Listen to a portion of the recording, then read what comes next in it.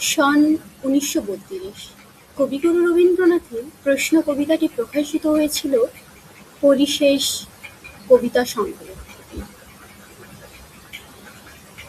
প্রশ্ন রবীন্দ্রনাথ ঠাকুর। ভগবান, তুমি যুগে যুগে দূত পাঠাইছ বাড়ি বাড়ি দয়াহীন সংসারে।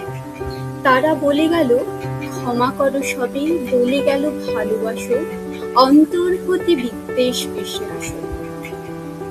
বরণীয় তারা, স্মরণীয় তারা, তবুও বাহির দ্বারে আজই দুর্দিনে ফিরানো তাদের ব্যর্থ নমস্কারে।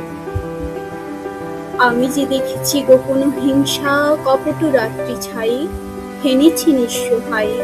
আমি যে দেখেছি প্রতিকারহীন শক্তের অপরাধে বিচারের বাণী নীরবে নিভৃতে কানে। আমি যে দেখিল তরুণ বালক উন্মাদ হয়ে ছুটে কি যন্ত্রণায় মরেছি পাথরে নিষ্ফল মাথা পুঁতে। কণ্ঠ আমার রুদ্ধ আজিকে বাসি সঙ্গীত হারা অমাবস্যায় কারা মুক্ত করেছে আমার ভুবন দুঃস্বপনের তলে। তাই তো তোমায় শুধাই অশ্রু জলে, যাহারা তোমার বিষাইছে বায়ু নিভাইছে তব আলো। তুমি কি তাদের ক্ষমা করিয়াছ? তুমি কি বেসেছ ভালো?